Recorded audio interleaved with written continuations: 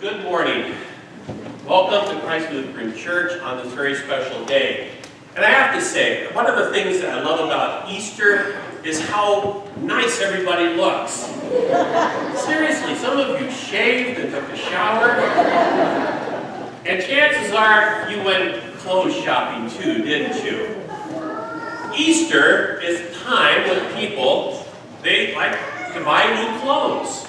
It was a history in my family growing up. We would always go clothes shopping a couple weeks before Easter. In fact, I want to show you a picture. I don't know if you can tell, it's 1967. That's me along with my dad, my brother, and a couple of my sisters, and we are on our way to Easter worship. Quite the stylish family that we were. Shoes are the most popular thing that people buy at Easter time. Did you know that? Shoes. Women like to wear dresses on Easter, men not so much. Used to be hats were really popular. Do you remember when everyone wore hats on Easter? In fact, the Easter bonnet sales has kind of taken a dive over the years. Not so popular these days, but we dress up on Easter like no other Sunday during the year. And you might wonder why. I mean, well, why the fuss? Well, I suppose that everyone just wants to look nice, especially if you only see them once a year. And since Easter is kind of like the kickoff into spring, you know, it's time to put away the sweaters, time to put away the jackets, time to wear lighter colors and lighter clothes, and it just feels good. Have you ever thought, though, that what you probably ought to be wearing today is what you wore yesterday? You probably ought to be wearing clothes that you wore doing housework, or doing laundry, or doing yard work, or washing your car. Maybe we ought to be a little bit grimier on Easter Sunday. I think it would be a good idea to come to church with dirt under your fingernails. And I know there's some guys right now that are looking to their wives saying, "See, I told you." Because I want to suggest to you that if the very first Easter is our guide, then fashion attire is dirt. Mary comes to the tomb. She wasn't wearing an Easter bonnet. Chances are she slept in the clothes she is wearing. It's been a very difficult couple of days for Mary. She looks like a mess. She's not made up. She's not trying to impress. Mary's a mess. And she's shocked and horrified to discover that the tomb is empty. She is absolutely sure that somebody stole the body of Jesus. And then this guy approaches her. And she figures that he's the gardener. And it makes sense, doesn't it? Because after all, they're in a garden of sorts, tombs in this garden, to be sure.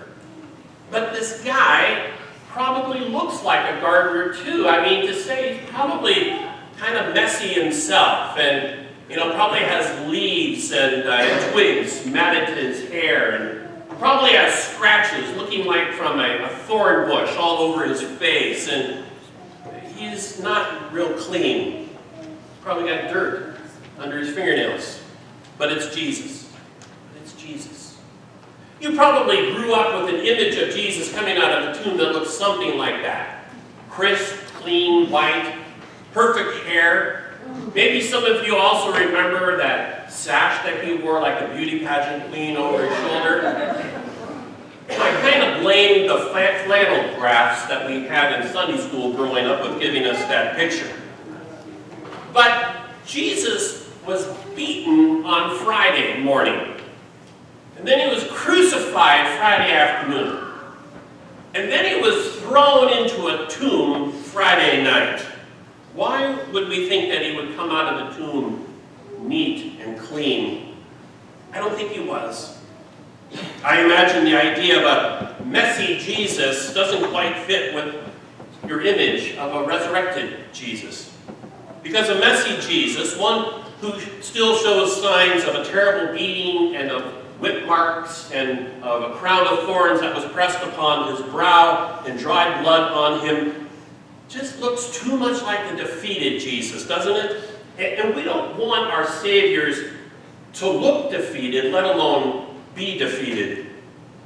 So it's probably not all that odd that a lot of people have an image of Jesus that cleans things up a little bit, and others have made or remade Jesus into a more successful, a stronger, winning kind of Jesus. Just think, if we had a buff Jesus on the cross, imagine how that would change everything.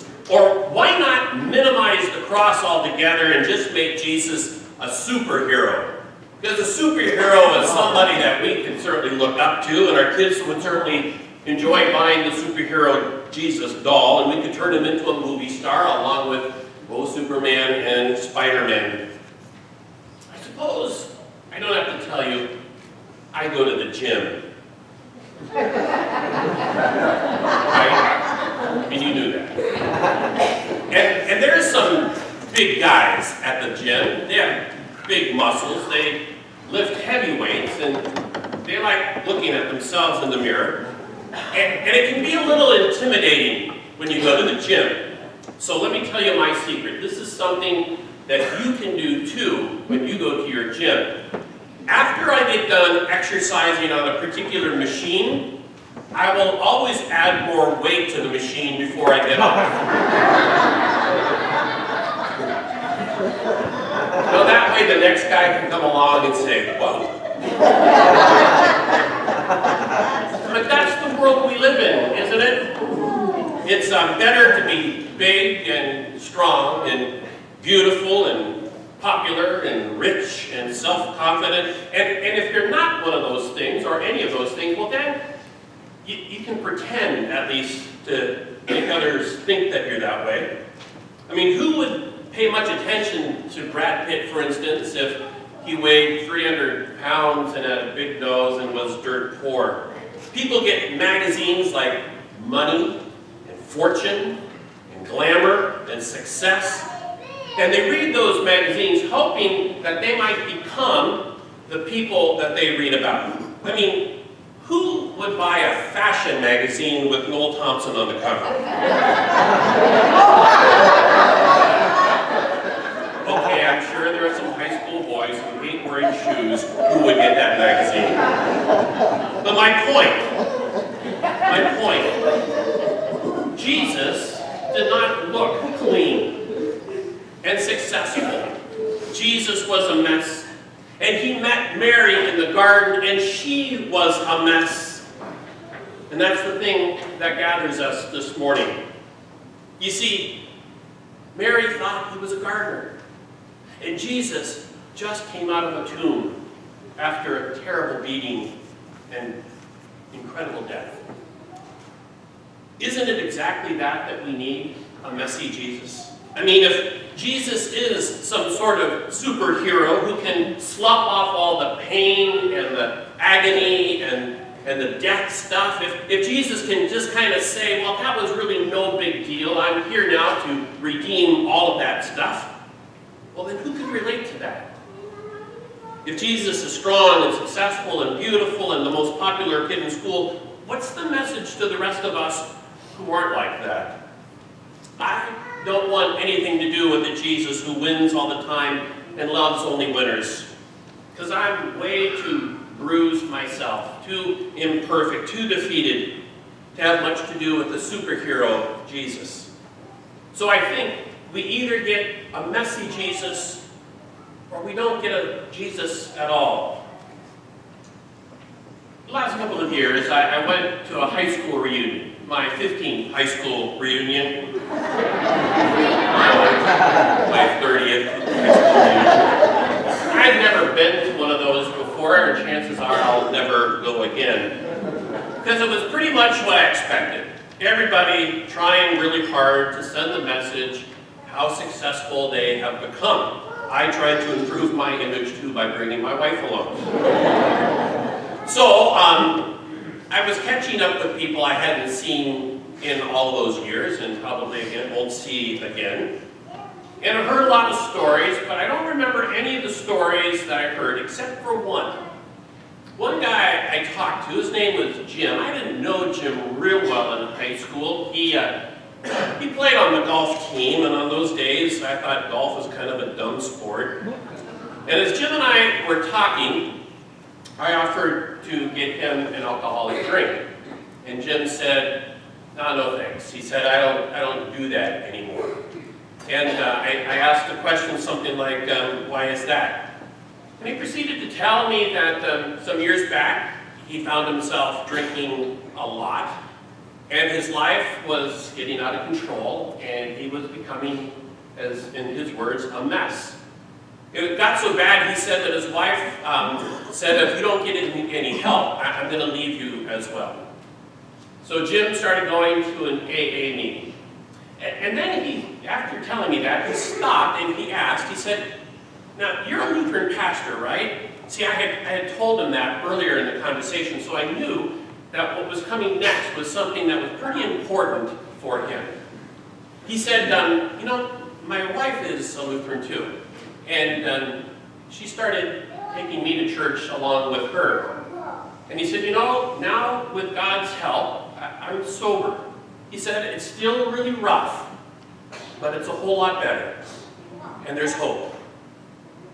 I reiterate, all the stories that I heard that evening, Jim's was the only one that I remember. And why is that? Because it was real. It was honest and vulnerable. It spoke about loss and hope and redemption, and it had faith sprinkled in. And of all the successful people in that room that evening, it came from a guy who knew how messy his life had become. I think we can connect with people, not when we compete with them, but when we understand the reality of the challenges of life. I think that what's rather universal is hurt and pain and struggle and suffering. And most of the time, people try to hide that stuff or pretend it's not there. But when it comes out, when people become vulnerable, they reveal something about themselves that opens up the possibility of hope. If you're winning, if you're successful, if you're on top of things, I'm not sure what Jesus can do for you that you can't do for yourself. But if you are a mess, if you know the bitter taste of defeat, if you've been scarred and bruised and beaten, I think Jesus is exactly what you need. The other day I was driving down the road, and in front of me was this really cool late model European sports car that I was lusting after. Most guys lust after women, and I lust after cars. And in the corner of the back window was a little sticker that said, blessed, just blessed. And I thought to myself, I'm not sure that's what Jesus had in mind when he talked about blessed. Because do you remember the Sermon on the Mount? And in the Sermon on the Mount, Jesus spoke about people who are blessed as those who are what? Poor in spirit, those who mourn, those who are meek, those who are merciful, and the list went on and on. Do you see what that means? It seems to imply that Jesus says the blessed are not the most popular, not the best looking, not the strongest, not the wealthiest, but those who live life on the reverse.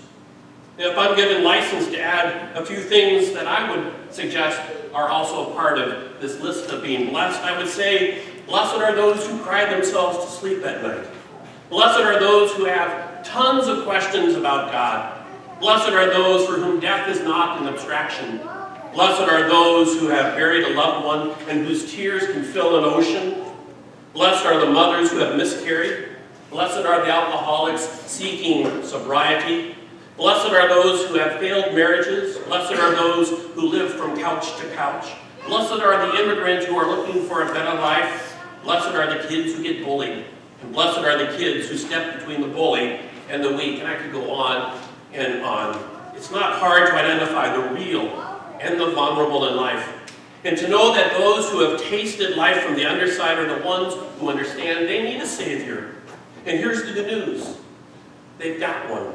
A Savior who has been bloodied and beaten. A Savior who has been spit upon and humiliated. A Savior who has grieved the fact that his friends abandoned him in his time of his greatest need. And a Savior who breathed his last breath.